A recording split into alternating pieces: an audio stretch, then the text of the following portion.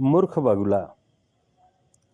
कभी भी किसी की सलाह मानने से पहले उसके दूरगामी परिणाम पर विचार कर लेना चाहिए, क्योंकि ये जरूरी नहीं है कि आप जिसकी बात मान रहे हो वो आपका हित चिंतक ही हो। कई बार हम किसी की सलाह मान लेते हैं और बाद में हमें पता चलता है कि जिसने हमें ये सलाह दी थी वो तो हमारा शत्रु था और उससे हम अपना खुद का ही नुकसान कराते हैं। इस कहानी अर्थात मूर्ख बगुला में भी कुछ ऐसा ही होता है। किसी वन में एक बहुत बड़ा वृक्ष था। उस पर बगुलों के अनेक परिवार रहते थे। उसी वृक्ष के कोटर में एक काला सर्प भी रहता था। अवसर मिलने पर वह बगुलों के उन बच्चों को मारकर खा जाया करता था जिनके पंख भी नहीं उगे होते थे। इस प्रकार बड़े आनंद से उसका जीवन व्यतीत हो रहा था। यह देखकर बगुले बड़े खीने रहते थे, लेकिन उनके पास कोई उपाय भी नहीं था। दुखी होकर एक दिन एक बगुला नदी किनारे जाकर बैठ गया। रो रो कर उसकी आंखें लाल हो चुकी थी।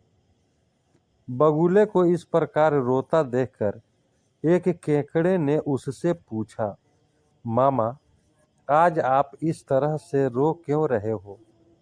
बगुला बोला, प्रिय, क्या बताऊं, हमारे वृक्ष के कोटर में रहने वाले सर्प ने मेरे सारे बच्चे मार खाए हैं। यही मेरा एकमात्र दुख है। क्या तुम मुझे इसका उपाय बता सकते हो? केकड़ा सोचने लगा कि यह बगुला तो उसका जातिगत शत्रु है, अतः इसको कोई ऐसा उपाय सुझाया जाए कि जिससे इसके सारे साथी भी नष्ट हो जाए। फिर केकड़े ने कहा, मामा, यदि यही बात है तो तुम मछलियों की हड्डियां नेवले के बिल से उस सांप के बिल तक बिखेर दो। नेवला उस मछली के मांस को खाता हुआ स्वयं ही सर्प के बिल तक पहुंच जाएगा। वहां पर वह सांप को मार खाएगा। बगुले को केकड़े की बात समझ में आ गई। उसने अपने साथियों को उपाय बताया और सबने मिलकर यह कार्य किया। तदनुसार नेवले ने न केवल मछलियों का मांस खाया, उसने सर्प को भी मारकर खा गया। किंतु उसके बाद नेवला वहां से नहीं गया। उसने एक एक करके सारे बगुलों को भी समाप्त कर दिया। शिक्षा।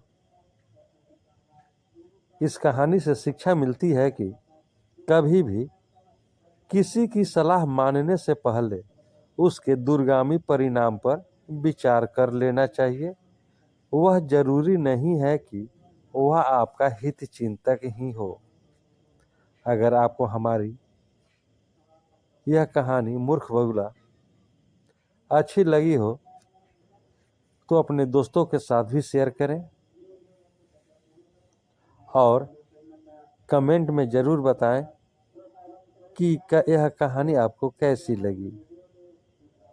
दोस्तों, चैनल पर नए हैं तो चैनल को सब्सक्राइब कर लें, बेल आइकन का बटन दबा दें कि आपको इस तरह की कहानियाँ मिलती रहे। अब हम लोग अगले वीडियो में मिलेंगे, तब तक के लिए जय हिंद, जय भारत।